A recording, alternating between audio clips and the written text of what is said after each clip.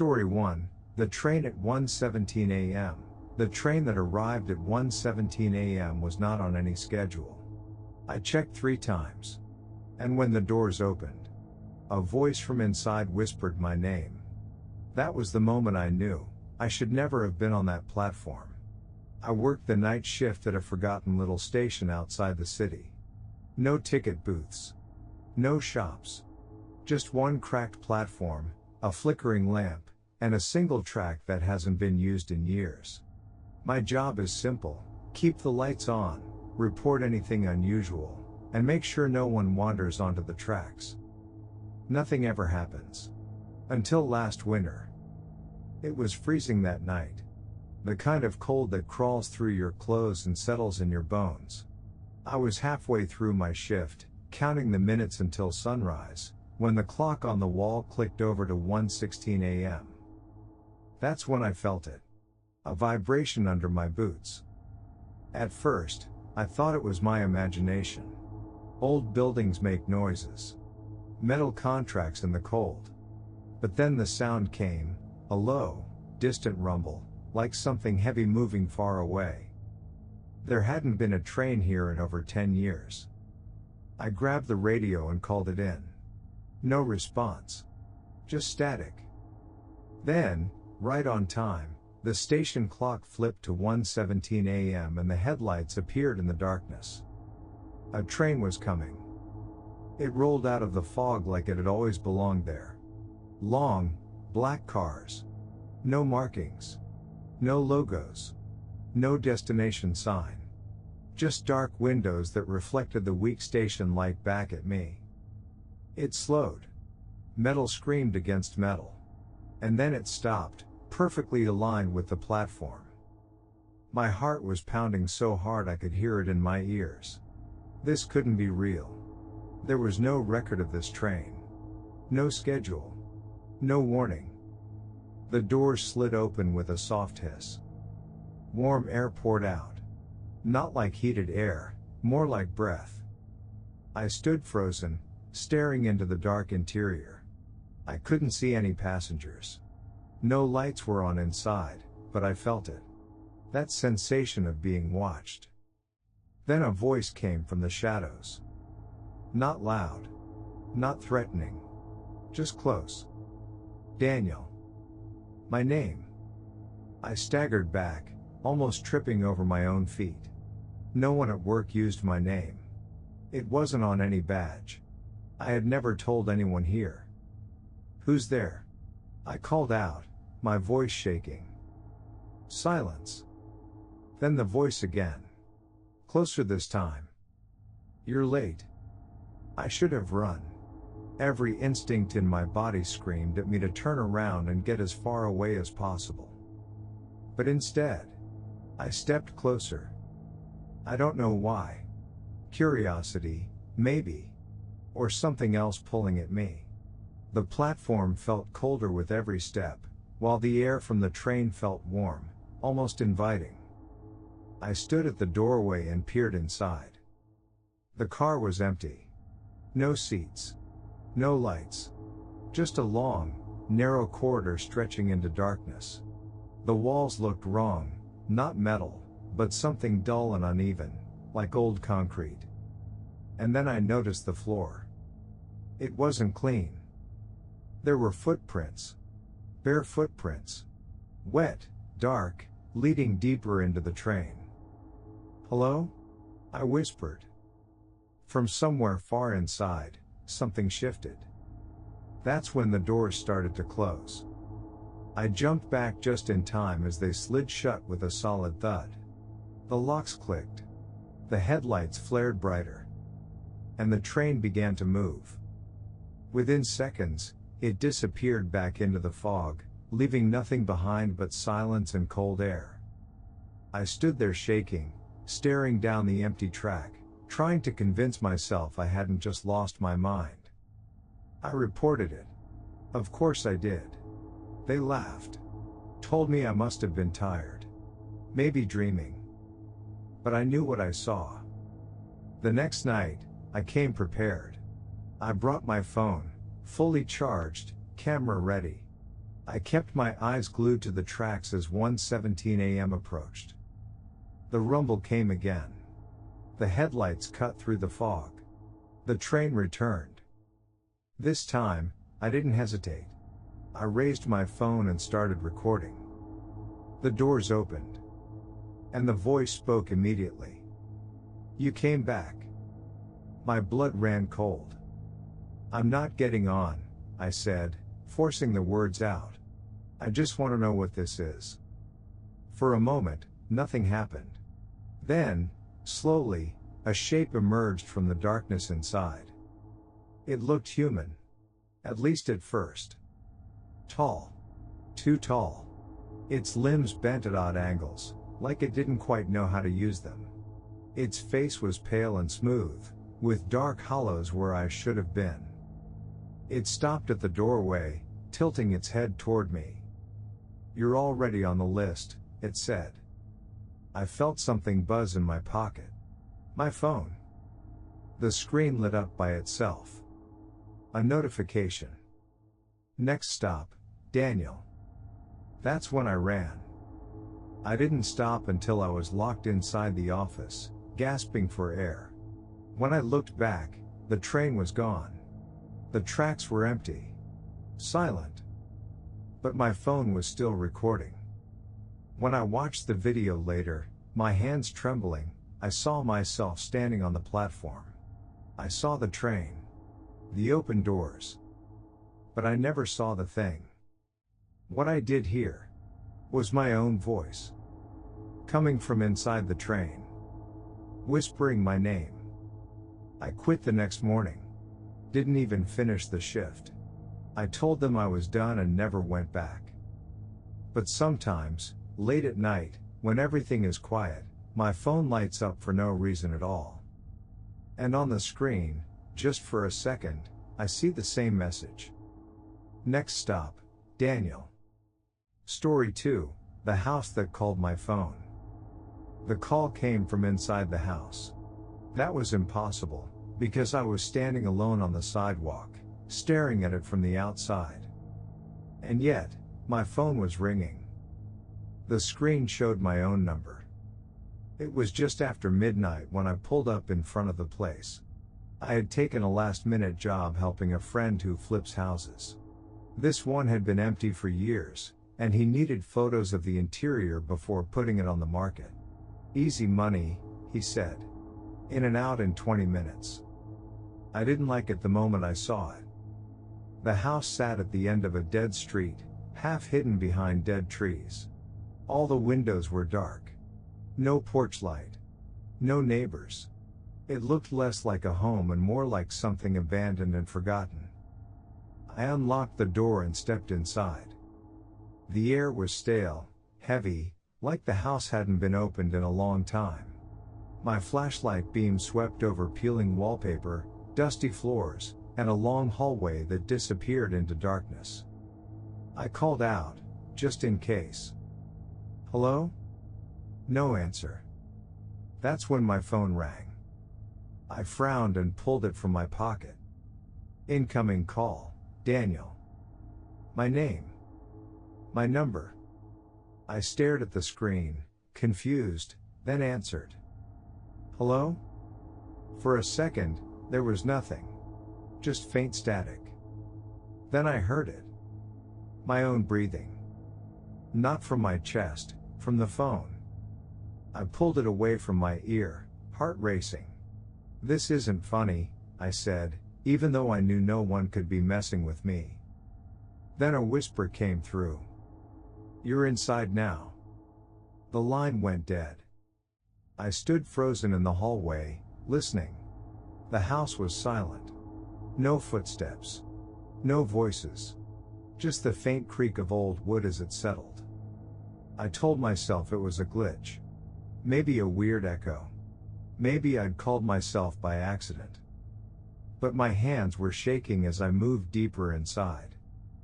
The living room was empty except for an old couch covered in sheets. The kitchen had rusted appliances and cabinets hanging open like broken mouths. Every room felt watched. I kept snapping photos, trying to get the job done fast. That's when I heard it. A phone vibrating. Not mine. It was coming from somewhere in the house. Slowly, I followed the sound down the hallway until I reached a closed door at the end. The vibration was louder here, buzzing steadily on the other side. I hesitated. Then pushed it open. The room was empty. No furniture. No boxes. Nothing. Just a phone lying in the middle of the floor. It looked exactly like mine. Same case. Same cracks in the screen. And it was ringing. I picked it up with trembling fingers. Incoming call, Daniel. I dropped it like it burned me. The ringing stopped. My own phone buzzed in my pocket at the same time. Another call. Same number. I didn't answer. I backed out of the room, my heart pounding, and nearly ran straight into the bathroom across the hall. The door was half open. Light from my flashlight spilled inside. That's when I saw the mirror. Written across the fogged glass, like someone had traced letters with their finger, were the words. "Why did you answer?" I stumbled back, breathing hard. "I'm leaving," I whispered to the empty house. "I'm done." I turned toward the front door. And froze. The hallway was longer now. Much longer. The walls stretched away into darkness, far beyond where the door should have been. The air felt colder. Thicker. My phone vibrated again. This time, I answered without thinking. "Stop," I said. "Please." There was a pause. Then my voice came through the speaker. "You already let me in." Footsteps echoed somewhere far down the hallway. Slow. Deliberate. Coming closer. I ran. I sprinted down the hall, my light bouncing wildly, but the door never got closer. The walls seemed to close in, the ceiling lowering, the air pressing against my chest. The footsteps were louder now. Right behind me. I risked a glance over my shoulder. And saw myself. Or something wearing my face. Its skin looked wrong, stretched too tight over its skull. Its eyes were dark pits. And it was smiling, a wide, broken smile that didn't belong on any human face. It raised a phone to its ear. And spoke into it. "You should have hung up." I screamed and slammed my shoulder into the nearest door. It burst open, and suddenly I was outside. I stumbled onto the cold pavement, gasping for air, the night silent around me. The house stood behind me, dark and empty, just as it had before. No long hallway. No footsteps. No second phone. I didn't look back. I ran to my car and drove until my hands stopped shaking.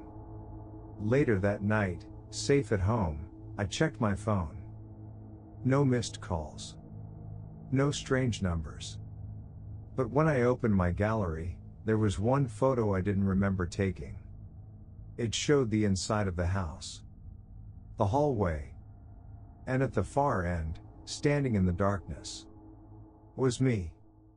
Staring straight into the camera. Smiling. Since that night, my phone rings sometimes when I'm alone. Always after midnight. Always from my own number. And I never answer. Because I'm terrified that one day, I already will have. Story 3, the call that was never logged. The 911 call lasted only 12 seconds. But what the voice said in those 12 seconds still keeps me awake at night. I worked the night shift at a small emergency call center outside the city. Nothing dramatic ever happened there. Drunk drivers. Domestic arguments. The occasional false alarm. After a few years, you stop expecting anything truly disturbing. That changed on a Tuesday at 3:14 a.m. The line lit up. No caller ID. Just a blinking red alert. I answered like always. 911, what's your emergency? For a moment, there was nothing but breathing. Slow. Ragged. Like someone trying not to cry. Then a whisper. He found me. My fingers tightened on the headset. Ma'am, where are you? What's your address? Silence. Then. I'm not supposed to talk. In the background, I could hear faint knocking. Soft, steady. Like knuckles on wood. Who found you? I asked. Are you in danger right now? Her voice shook. He says if I tell you, he'll come faster. My screen still showed no location data. No number. That already wasn't normal. Listen to me, I said. I need you to tell me where you are so I can send help. The knocking grew louder. Then she whispered something that made my stomach drop. You already know this place. Before I could respond, the line went dead. I tried calling back. No connection. I logged the call manually and flagged it as urgent, but without a location, there was nothing we could do. My supervisor checked the system. No record. No incoming call at 3:14. It was like it never happened. I told myself it was a prank. Or a glitch. Something explainable. But I couldn't shake her voice. The next night, at exactly 3:14 a.m., the line lit up again. Same blank screen. I answered.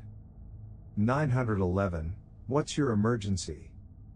Breathing. Then her voice, quieter now. He doesn't like that I called you. Cold spread through my chest. Who is he? Are you hurt? Not yet. In the background, I heard dragging. Something heavy scraping across the floor. Where are you? I asked again. Please. Just tell me. She hesitated. It's the place with the red door. The one you pass every night. My heart skipped. On my drive to work, I passed an old abandoned house with a red front door. Everyone did. It had been empty for years after a fire killed a family inside. No one touched it. No one went near it. You mean the house on Ridge Road? I whispered. She went silent. Then. You shouldn't have said that. The dragging stopped. Footsteps replaced it. Slow. Heavy. Then a man's voice came through the line.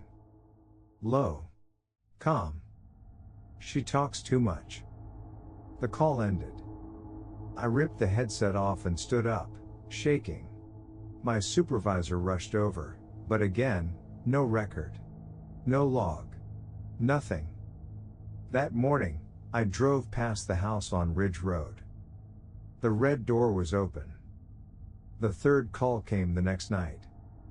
3:14 a.m. This time, I didn't wait. I answered instantly. I'm here. I'm listening. Please tell me what's happening. Her voice sounded closer. More strained. He knows you're real now. What do you mean? I asked. He didn't believe me. Not until you said the house. In the background, I heard breathing. Not hers. Another presence. I lowered my voice. Are you alone right now? She almost laughed. A broken sound. I don't think I ever was. A door creaked open somewhere near her. Then she whispered, desperate. If I stop talking, it means he's in the room. I could barely breathe. Stay with me. Don't stop. For a few seconds, there was only silence. Then, a soft whimper. And the line went dead. I didn't wait for permission. I grabbed my jacket and ran for my car. Ridge Road was only 10 minutes away. When I pulled up, the house was darker than the night around it. The red door hung open, swaying slightly in the wind. I called the police, but I didn't wait. I don't know why. I went inside. The smell hit me first. Smoke. Old rot. Something worse underneath.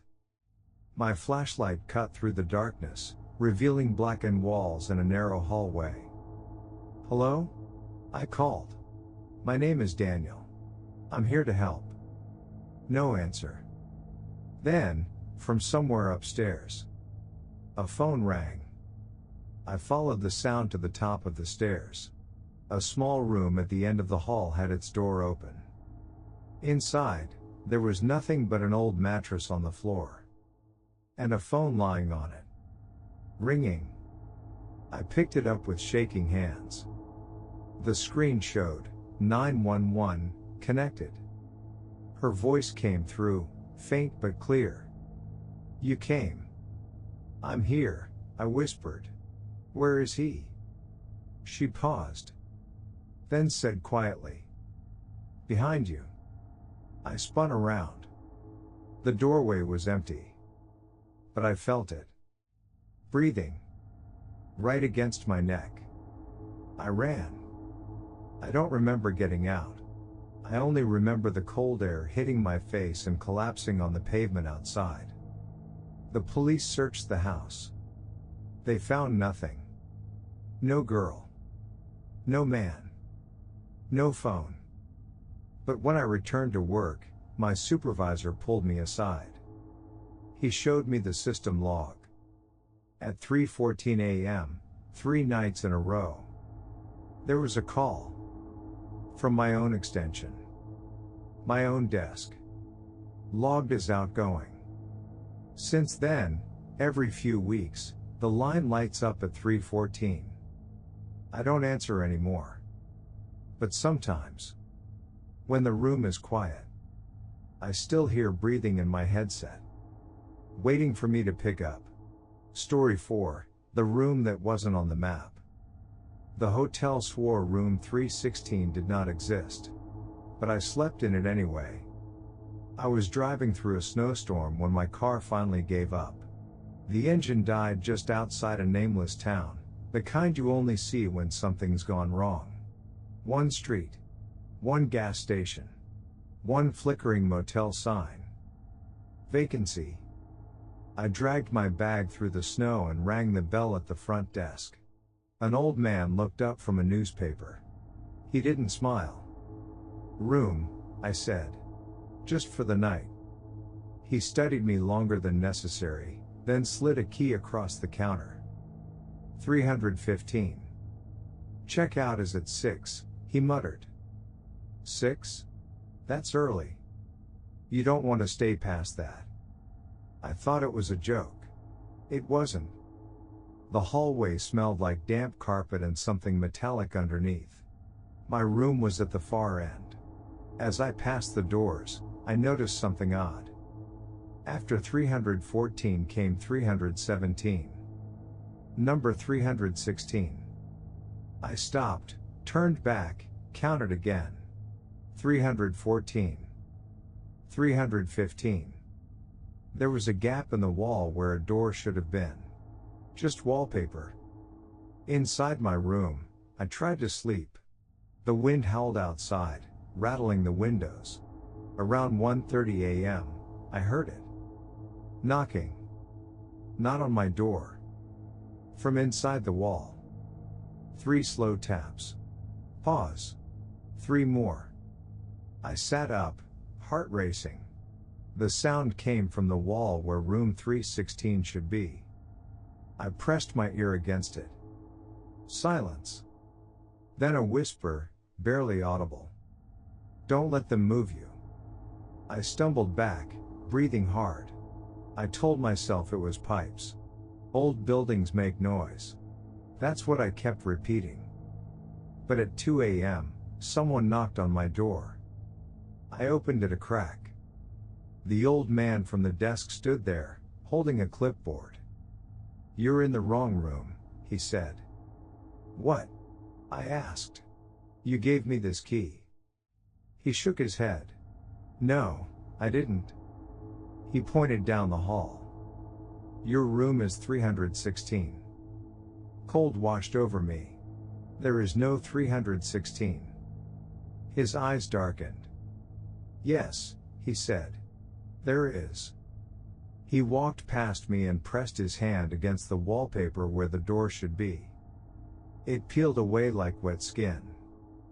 Behind it was a door. Old. Wooden. Scratched to hell. 316. He opened it. Inside was a narrow room lit by a single flickering bulb. The walls were covered in writing. Scratched names. Dates. Please. And in the middle, a mattress on the floor.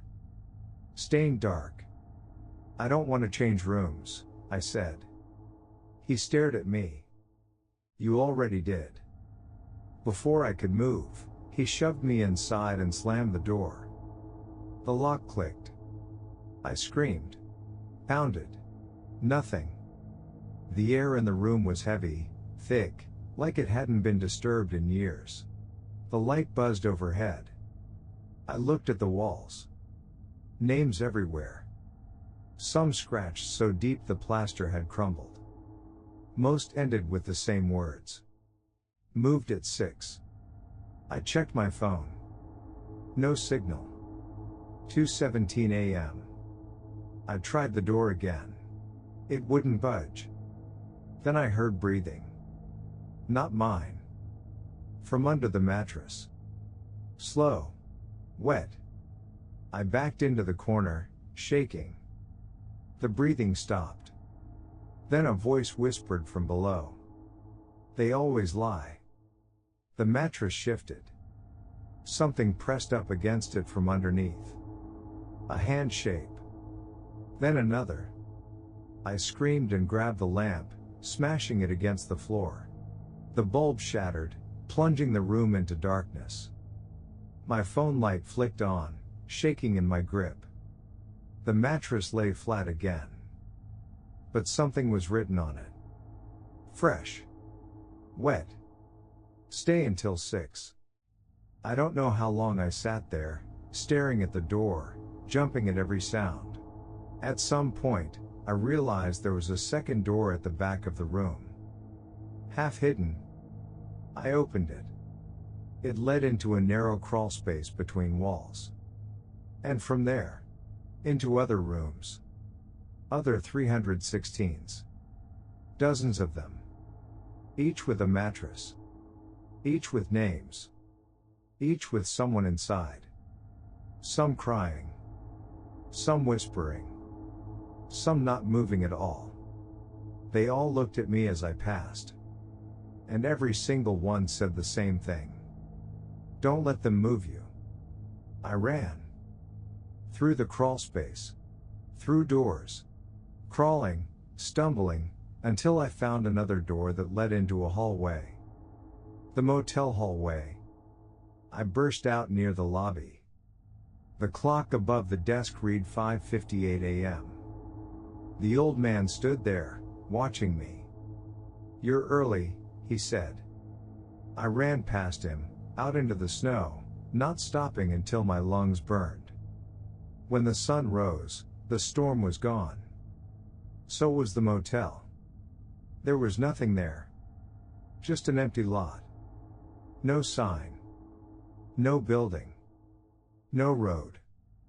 But when I checked my phone, there was a photo. One I don't remember taking. A picture of a scratched wooden door. With a number carved deep into it. 316. And underneath, in my own handwriting. Moved at 6. Thanks for listening. Subscribe for more true horror stories. And remember, some doors should stay closed. Good night.